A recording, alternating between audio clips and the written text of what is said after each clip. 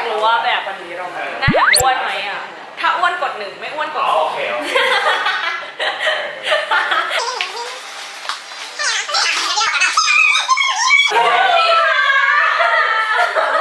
วันนี้เรามาร้านพี่ปูนกัน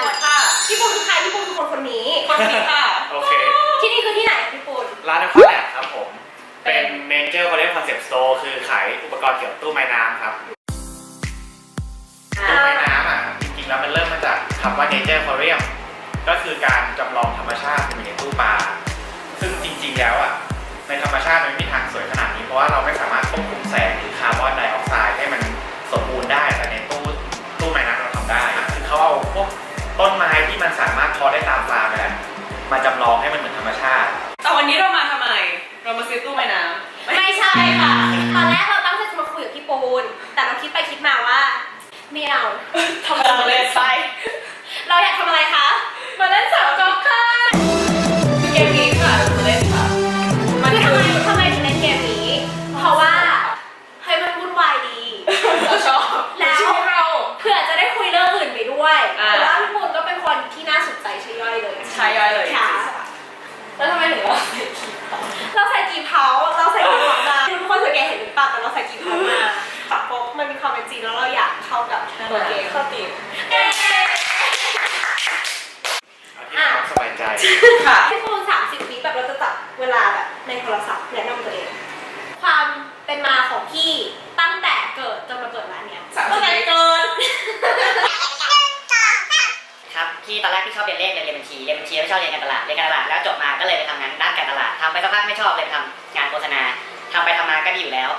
แต่ด้านทะลึ่งออกมาเปิดร้านตัวเองก็เลยมาเป็นร้านนี้แหละครับเสร็จก่อน30 วิอีก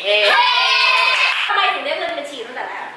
พี่ชอบเรียนเลขครับเรียนแล้วมีความแบบเรียกว่าเรียนแล้วสักเซสก็เลยคิดว่าบัญชีเนี่ยเลขแน่ๆคณิตศาสตร์กับคณิตศาสตร์คือมีคำตอบอยู่แล้วแหละทำวิธีไหนก็ได้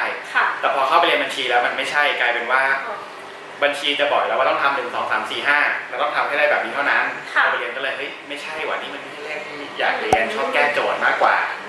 เลยเปลี่ยนไปเรียนมาร์เก็ตติ้งเฮ้ยมันเริ่มใกล้เคียงละทำอะไรก็ได้มันมีหลายโซลูชันที่จะไปหาคำตอบ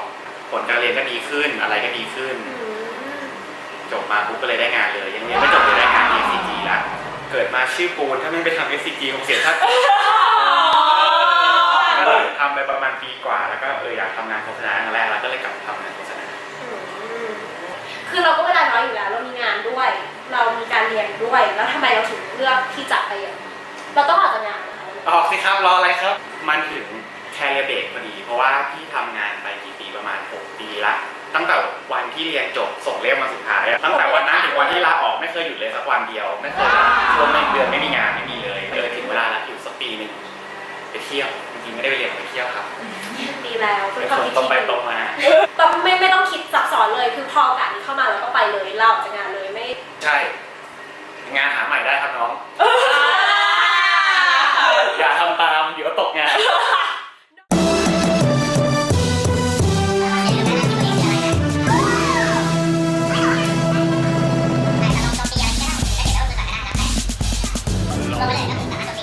พี่ปูนวางเป้าหมายในชีวิตเป้าเวลาตั้งแต่เด็ก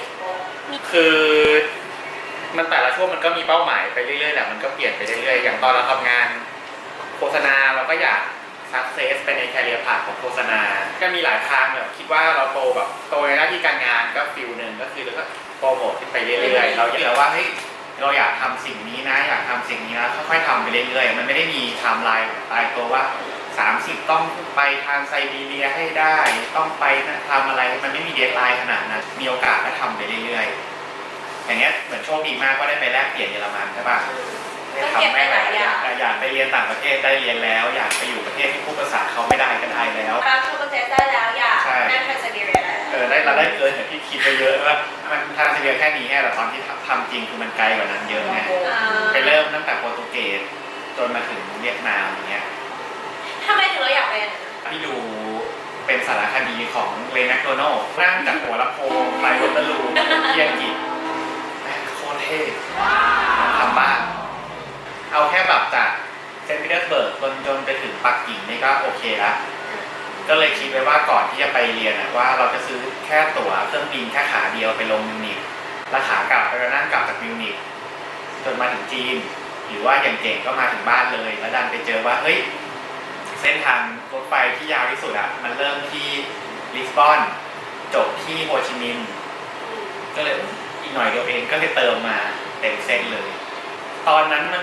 ก็เหมือนเหนื่อยมีทุกโมเมนต์อะแบบเฮ้ยไม่อยากกลับกำลังสนุกมีแบบเหนื่อยจังอยากถึงบ้านแล้วอะไรเงี้ยก็มีผสมกันไปแต่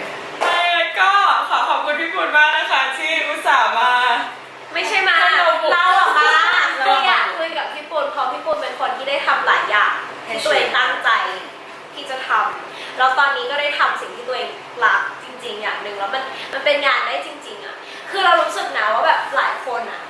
รู้แหละว่าตัวเองรักอะไร แต่ว่าไม่มั่นใจว่ามันจะมาเป็นทำเป็นงานได้ไม่กล้าเริ่มแล้วนี่คือคนที่ได้เริ่มแล้วอะแล้วมันก็ไปได้ ก็ไม่รู้สิ